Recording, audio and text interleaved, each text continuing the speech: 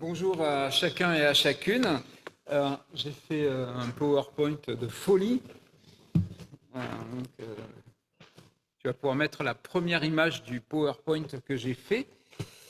Je crois, facile. Jean 14, 27, troisième partie de Jean 14, troisième et dernière partie, juste le verset 27. Aïe, ça va essayer. Oui, et juste Jean 14, 27, donc la paix que Jésus donne, parce que ce passage est très précis. Comment dire, Jésus dit dans ce passage-là, tout simplement euh, à ses disciples, je vous laisse la paix, je vous donne ma paix. Moi, je ne vous donne pas comme le monde donne, que votre cœur ne se trouble pas et ne s'alarme pas.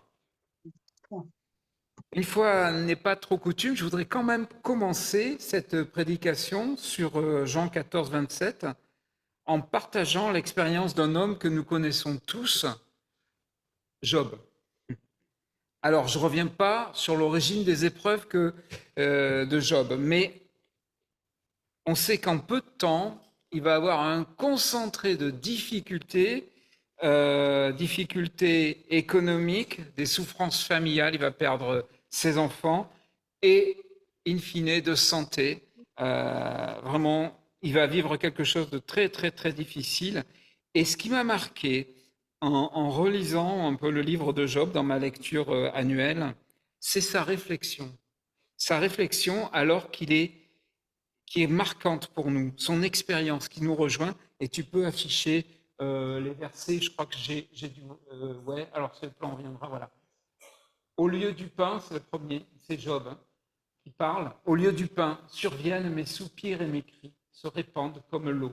Ce qui me fait peur, c'est ce qui m'arrive. Ce que je redoute, c'est ce qui m'atteint. Je n'ai ni tranquillité, ni calme, ni repos, et si l'agitation qui survient. C'est tellement l'expérience humaine. C'est tellement souvent ce qui nous arrive. Nous construisons nos vies sur la peur. Nous construisons nos vies sur tout ce qui nous agite, avant tout. C'est tellement l'expérience humaine. Expérience de la douleur physique, expérience de la douleur affective, psychologique, spirituelle. Et nous avons tous été confrontés à cela. Ou nous le serons, ou nous le sommes. C'est l'expérience humaine.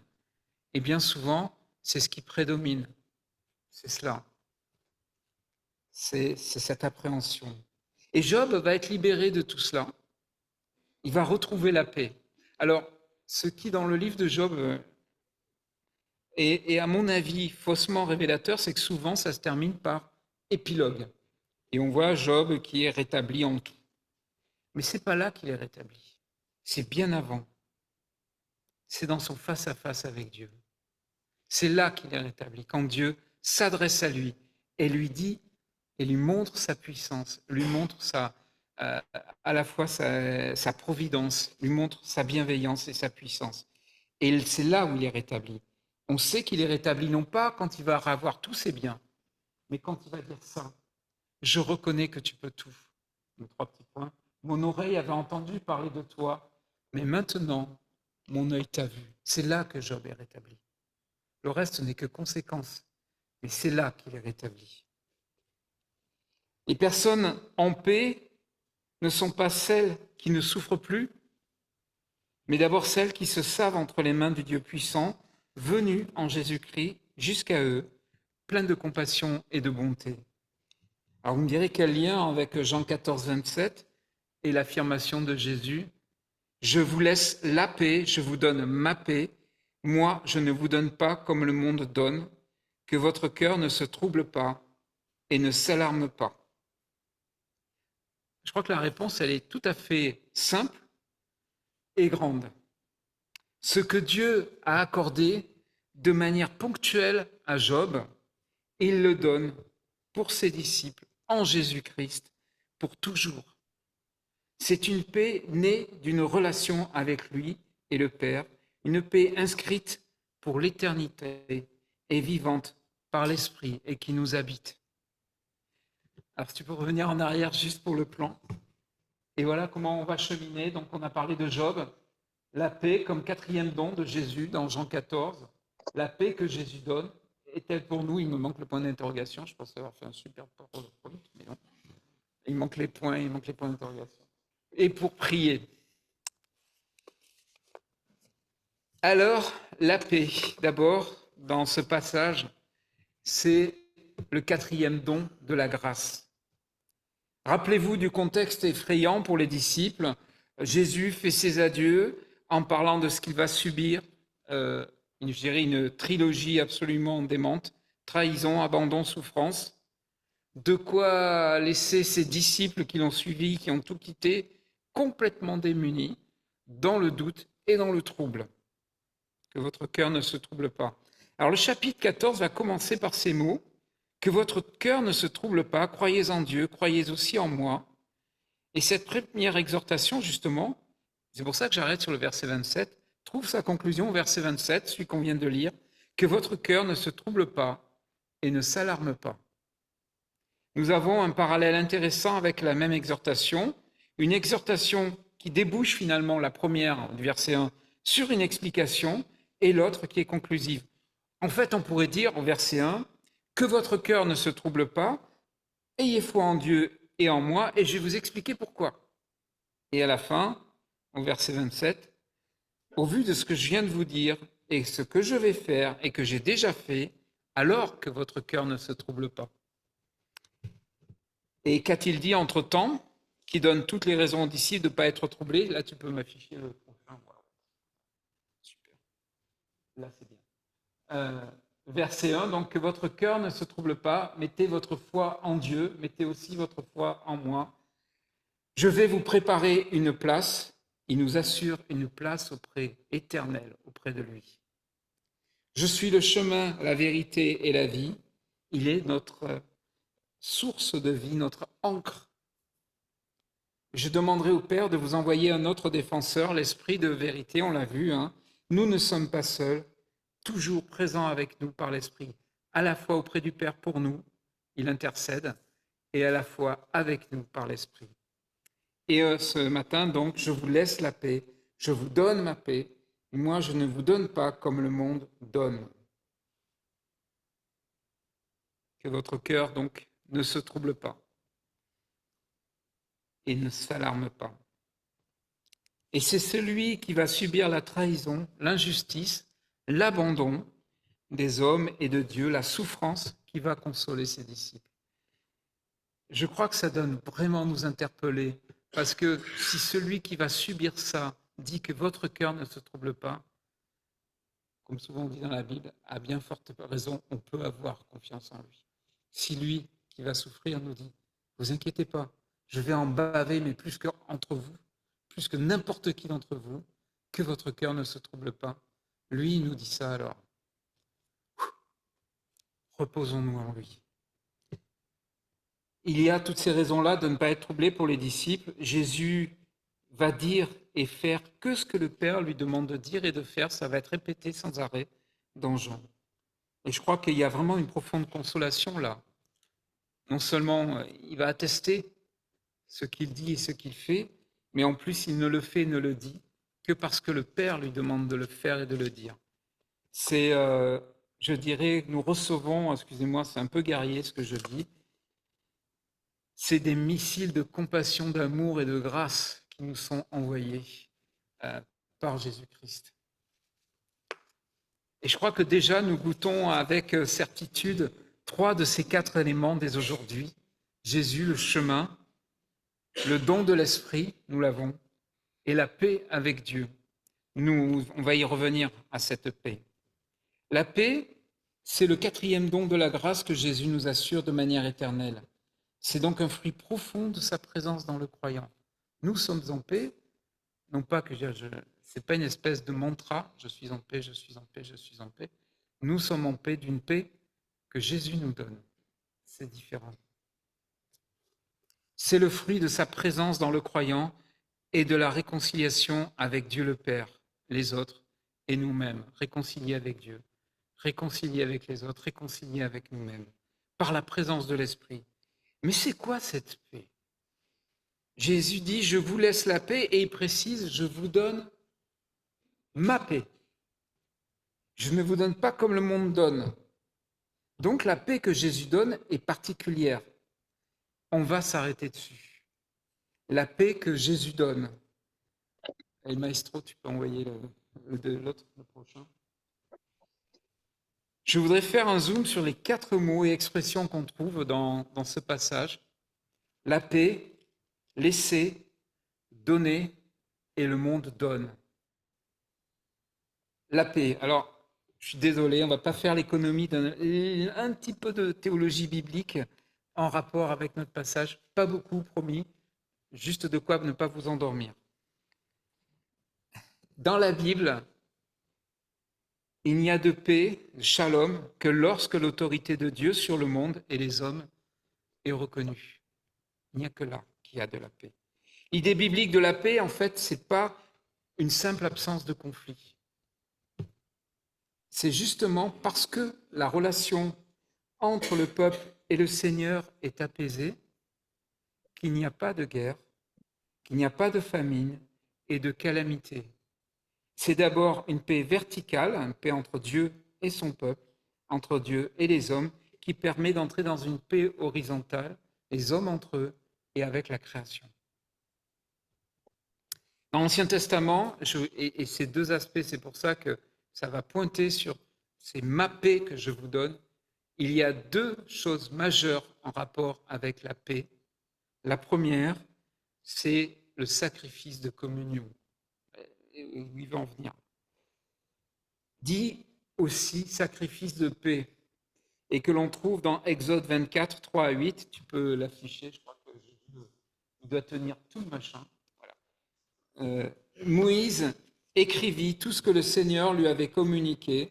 On est dans l'alliance de Dieu avec les hommes. Le lendemain, il se leva de bonne heure, construisit un autel au pied de la montagne et dressa 12 pierres, une pour chaque tribu d'Israël. Il chargea des jeunes disciples de présenter au Seigneur des sacrifices complets et de lui offrir des taureaux en sacrifice de paix. Il mit la moitié du sang des victimes dans des vases et répandit l'autre moitié sur l'autel. Il prit ensuite le livre de l'Alliance et le lut à haute voix devant le peuple. Les Israélites dirent, « Nous mettrons en pratique et nous écouterons tout ce que le Seigneur a dit. » Moïse prit alors le sang des vases, en aspergea les Israélites et dit, « Ce sang confirme l'alliance que le Seigneur a conclue avec vous, en vous donnant tous ses commandements. » Je ne vais pas aller très loin dans les sacrifices, ne vous inquiétez pas. Mais comme tous les sacrifices dans l'Ancien Testament, ils ont une vocation à enseigner aussi. Et qu'est-ce qu'ils disent là? Ce passage va laisser entrevoir ce que suppose la paix, l'alliance avec Dieu, à savoir l'effusion de sang. Cette effusion de sang, a pour objectif d'attirer notre attention sur le coût de la paix avec Dieu. C'est une paix qui coûte. Elle est l'aboutissement, cette paix avec Dieu, d'un processus qui coûte une vie et qui rappelle finalement les exigences de Dieu, qui est à la fois saint et juste. Ça, c'est la première grande idée dans l'Ancien Testament pour nous parler de paix. Chaque fois qu'il est question de réconciliation, il est question de sacrifice. Et la deuxième élément qui va nous faire comprendre la paix que Jésus donne, c'est toujours en rapport avec la paix, la venue d'un Rédempteur. Dans Ésaïe 9, et versets 3 à 6, on connaît tous cette phrase, « Un enfant nous est né, un fils nous est donné. » On l'appellera prince de la paix. L'aspiration à la paix, cette fois-ci dans l'attente du Messie, s'inscrit dans l'histoire du peuple. Le constat est fait qu'il y a eu tous ces sacrifices, mais malgré tout, le peuple de Dieu ne connaît pas la paix parce qu'il s'éloigne de Dieu malgré tout. Et Ésaïe, dans ses prophéties, va prédire la venue d'un Rédempteur qui va incarner la paix et l'apportera au peuple. Alors la description est troublante parce que c'est à la fois Dieu, et à la fois il est présenté comme un homme, puisqu'il est présenté comme un enfant. Il a plusieurs attributs divins et est décrit donc comme humain. Et il sera présent pour toujours au milieu de son peuple. Et ça, c'est la deuxième lecture dans Michée. Voilà, c'est celle-là. Super. Et toi, Bethléem Ephrata, dit le Seigneur, tu es une localité peu importante parmi celles des familles de Juda.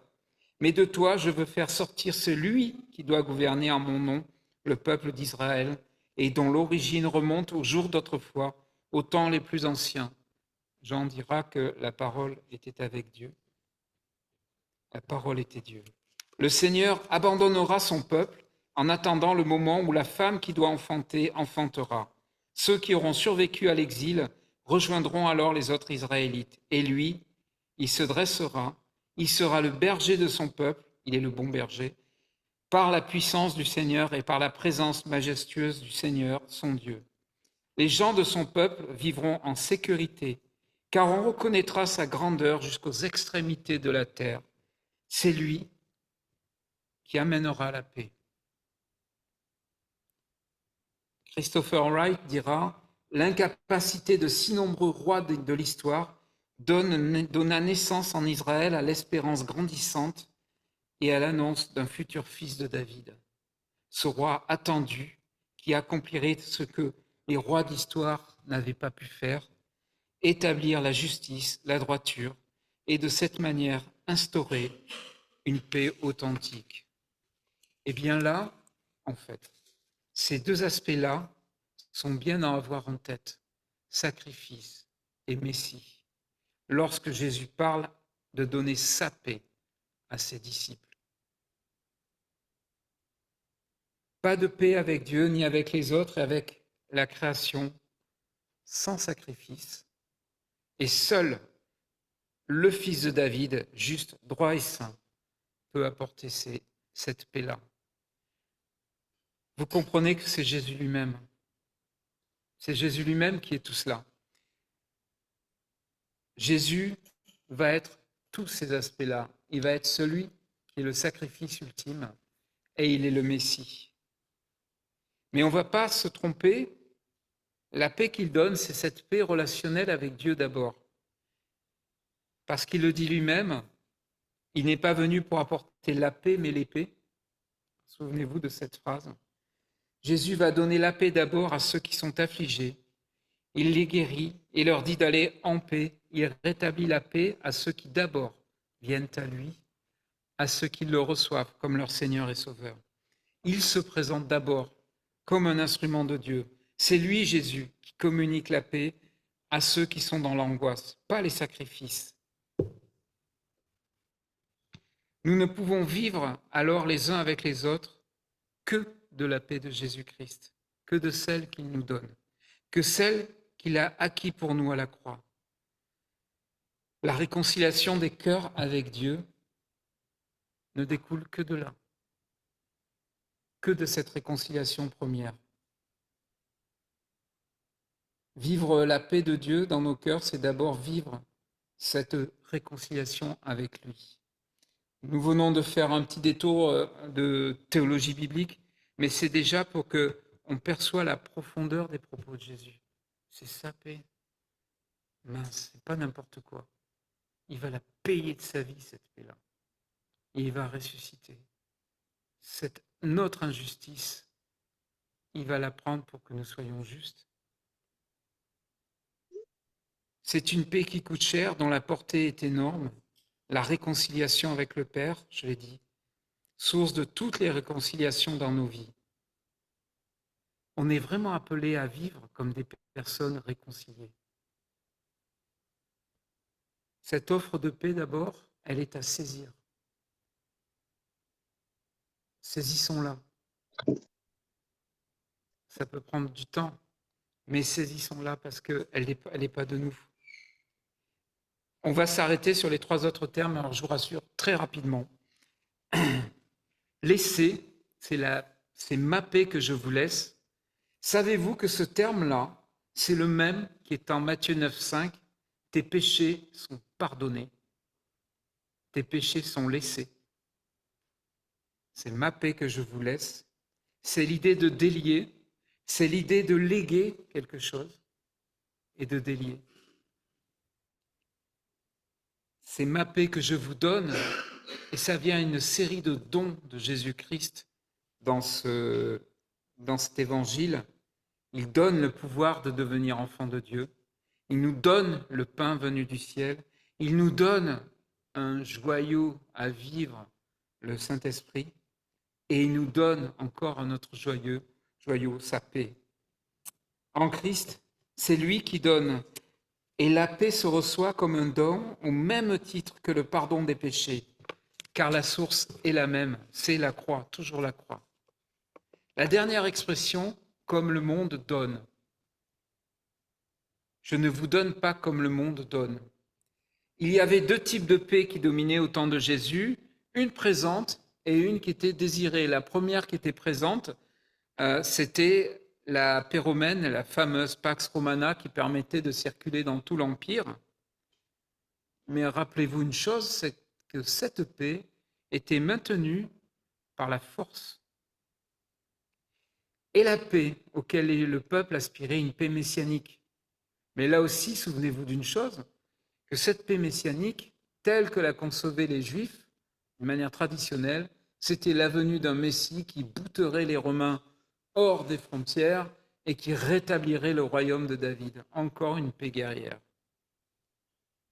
Pas celle du fils du charpentier.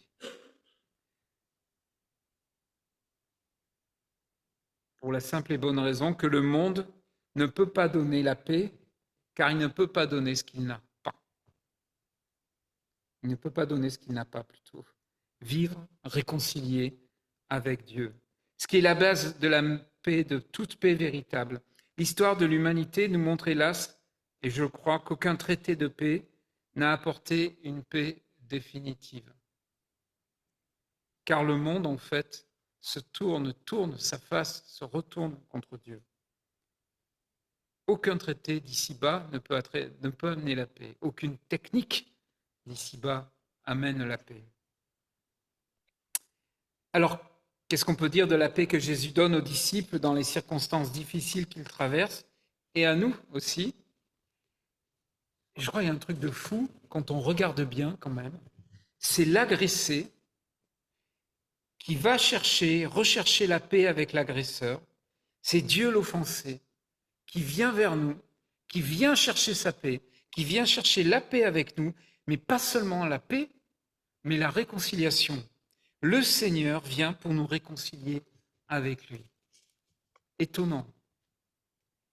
Dans le contexte de Jean 14, c'est plus qu'une paix contre un ennemi, c'est une paix qui répond à une tension intérieure profonde, la paix du cœur, que votre cœur ne se trouble pas. Cette paix n'est pas liée aux circonstances, elle est d'avant tout relationnelle. Elle s'inscrit d'abord dans la relation avec Dieu, comme Job est rétabli dans son cœur. Jésus donne une paix, dit Don Carson, qui transcende. C'est sa propre paix. Sa paix, c'est sa mort à la croix qui engloutit la méchanceté du monde, le péché, et répand une paix qui n'est pas connue dans ce monde. C'est vrai. Et nous soupirons tous que cette paix domine ce monde. Mais nous sommes appelés à la vivre, contrairement à toute chose. Et il y a ce passage, je crois que je l'ai mis en... Voilà. Que votre bonté soit connue de tous. Le Seigneur vient bientôt, ne vous inquiétez de rien, mais en toutes circonstances, demandez à Dieu dans la prière ce dont vous avez besoin et faites-le avec un cœur reconnaissant. Et la paix de Dieu qui dépasse toute intelligence gardera vos cœurs et vos pensées unis avec Jésus-Christ. La paix est indissociable d'une chose pour nous, de la prière. Il nous faut retrouver le temps de la prière. Nous ne pouvons être en paix qu'en lien avec notre Seigneur. Le temps de la prière, le temps de passer du temps avec notre Seigneur, le temps de ralentir. Alors c'est vrai, peut-être qu'on tombe l'été là, donc c'est bien, on peut ralentir, mais même dans la vie quotidienne de tous les jours. Le temps de la prière, le prendre. Le prendre comme un défi sur tout le reste. Et c'est pas évident. C'est pas évident pour moi, je pense que c'est pas évident pour tout le monde. Mais c'est une nécessité. Vivre la prière de Dieu, vivre la paix de Dieu, c'est vivre en prière avec lui. Cette paix, finalement, c'est la caractéristique du royaume, avec la présence et la puissance de l'Esprit dont il est question. Êtes-vous en paix? Pour être en paix et vivre la paix que Christ nous donne, je crois qu'il faut répondre à cette dernière question. Est-ce qu'elle est pour nous? Question bête. Il faut se la poser. La paix en Christ, marquée du sceau de la croix et de la résurrection de Jésus, elle est signe du royaume présent, de la réalité présente. Et dans nos familles,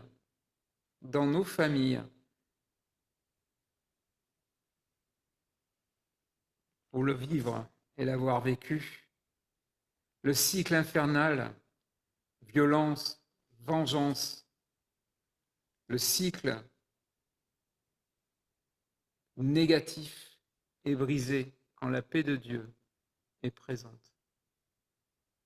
Les choses s'arrêtent. Le juste juge met sa grâce, son amour, sa bonté retourne non seulement le cours des vies, mais aussi le cours des chemins et le cours des relations les uns avec les autres. C'est une paix personnelle et profonde, oui, elle est pour nous. Dans Romains 5, 1, Paul dit, étant donc justifiés par la foi, nous avons la paix avec Dieu par notre Seigneur Jésus-Christ. C'est au présent. C'est pour les Romains, les chrétiens de Rome, mais pour nous aussi. Étant justifiés, nous avons la paix. C'est pas du passé, c'est pas on aura, c'est pas si en conditionnel. Il nous donne, je vous donne ma paix. C'est une nouvelle réalité sociale qui existe et que l'on voit dans Éphésiens 2, alors je ne l'ai pas cité, et pourtant en 13-17, qui se vit dans l'Église. L'Église est une communauté de paix, de pardon et de réconciliation.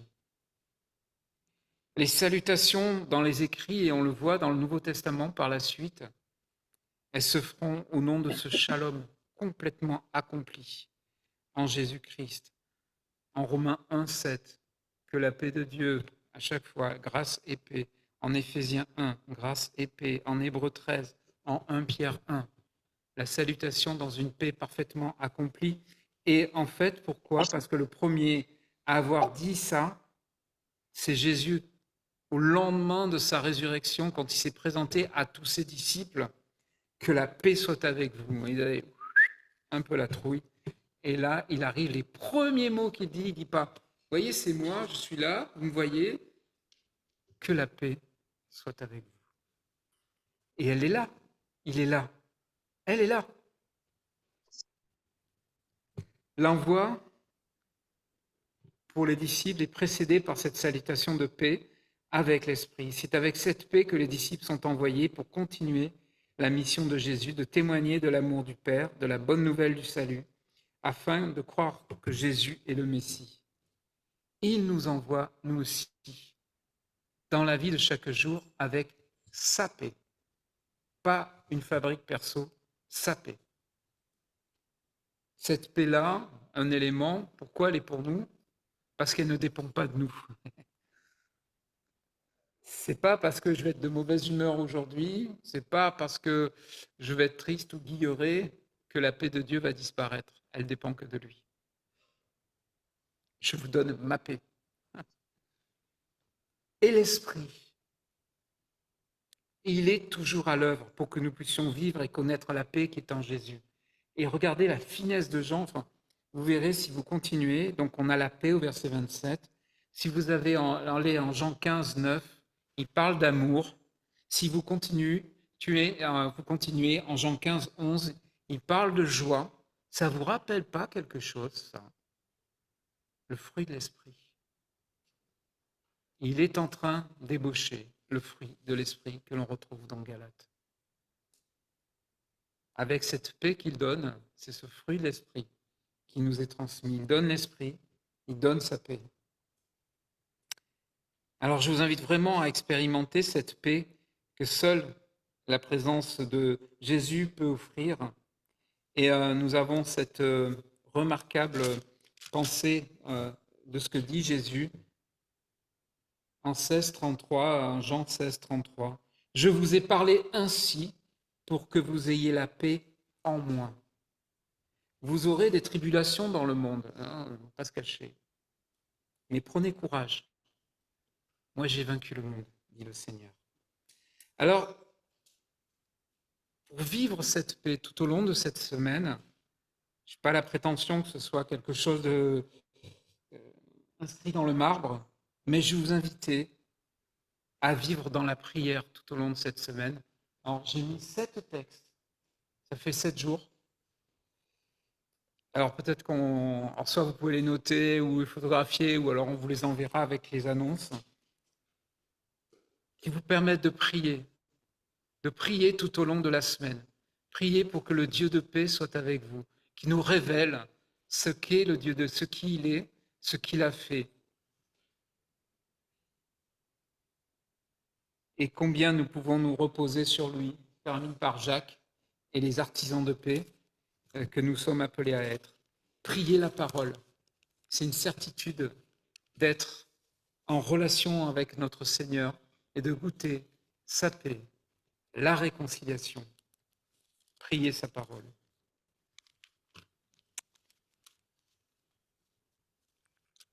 Seigneur notre Dieu, nous voulons vraiment te dire notre reconnaissance profonde de ce que tu es venu nous donner, ta paix, pas une paix, pas la paix, mais ta paix, celle de fruit de ta compassion, de ton amour, toi qui étais auprès du Père et qui t'est donné.